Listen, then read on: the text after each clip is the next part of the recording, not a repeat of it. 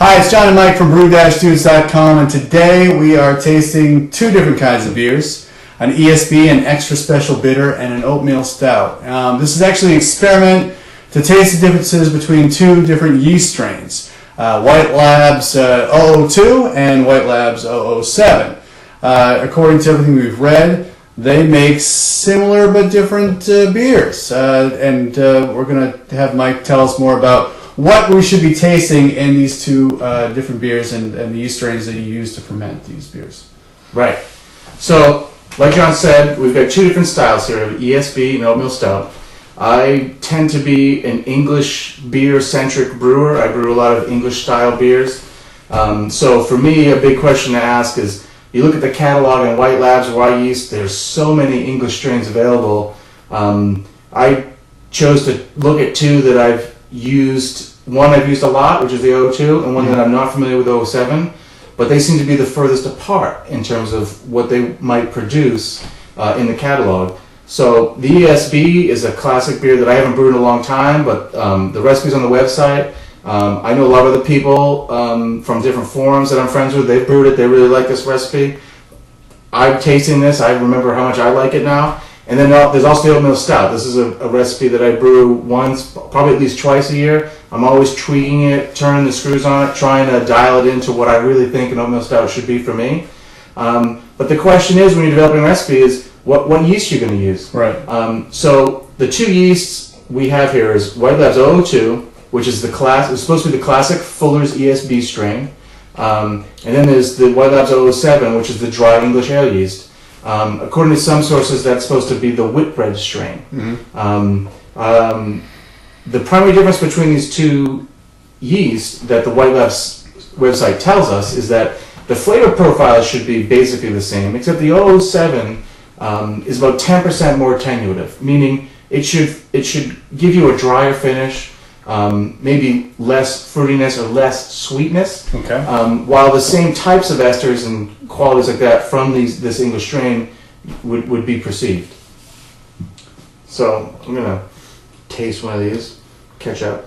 Okay. So first we're going to taste the ESB. The first one is the ESB that was fermented with the White Labs 002. And the second one is ESB with fermented with White Labs 007.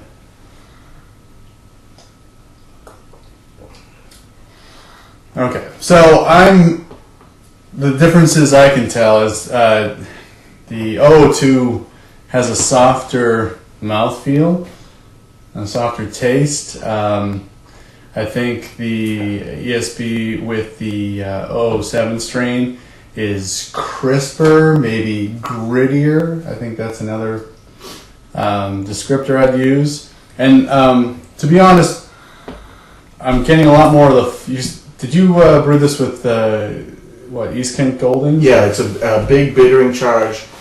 60 minutes with East Kent Golding. And I think there's a flavoring charge in there. We'd have to look at the recipe again. I can't remember, but it's 42 IBUs, and I can't imagine that I would ever personally bitter to just outright that level. So I think there's probably like a 20-minute addition in there, because you can kind of taste the Golding too. Because that has a lot more. I mean, I'm getting a lot of aroma off the 007, which I'm not getting off of the 002. So that might be a relationship with the fact that 007 yeast strain, being the dry English yeast strain, might be just kind of getting more out of the way of the hops and not absorbing as much hop flavor. You know, I hear people refer to that kind of in yeast as the 002 might. I mean, the 002 really is supposed to be producing a very malt-forward beer. Okay. And I think the 007 probably does that too, but it might just be kind of backing out of the way of the hops a little bit, so the hops come through. Similar to that's the exact reason why people use 001. Yeah. Right? Is that 001 is supposed to really kind of let hops come right out. And maybe the 07 being drier,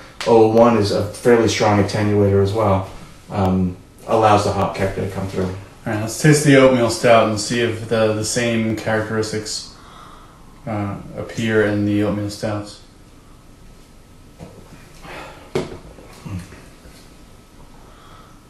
Mike likes oatmeal stouts a lot, so he might make a lot of noises. Yeah, I think the same kind of flavor profiles carry over. Yeah, carry over into the oatmeal stouts. The 002 Oatmeal Stout, which is this one, if you're keeping notes at home. It's a rounder, softer, and then I'm getting a lot of the kind of roasty notes off of the 007, which I wasn't getting much off of the 002. I mean, it's just. I think the 002 I get more of like a nuttier and a little more chocolatey note in the aroma, which is probably contributed from the recipe is really kind of coming from this pale chocolate malt in here. Yeah.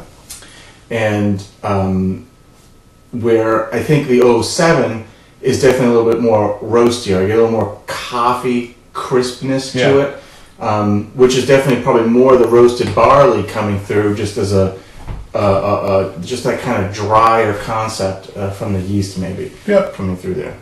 So what are your thoughts? Do you think that the way these two yeast strains performed is what you expected? I think that it is how I expect it to be. I was really hoping that the difference would be a little bit more larger between the two, because they're both still fairly similar. But I mean, the flavor profile on the website, the way they describe it, is supposed to be the same. It's just more of an attenuation thing. Yeah. But I do think that the 002 probably stands to still be your English yeast strain workhorse. I think something that would be interesting to observe would be like a mash temp, the effect of mash temp. Mm-hmm. I mean, you could probably squeeze out as much attenuation as you could with 002 with a lower mash temp. But that being said, it's still a great yeast. The flavor profile is great. Flavor profile in the 007 is great. It just seems to get a little bit out of the way of the malt a little bit more, or allowing the hop characters to come through. I think in both beers, because the 007, the stout, seems a little bit more bitter, but I think that's just the roasted barley kind of coming through. Yeah. But I think that brewing these two styles using two different yeast strains, there is differences, and you can perceive them when you drink them side by side. So I think the experiment proved at least that you could taste the differences between the two yeast strains. And as we homebrew more and more, the more we learn about this, that the yeast really does make a big difference in terms of your final beer. Absolutely. So, absolutely. For brew-shoes.com, please brew on and cheers. Drink more stout.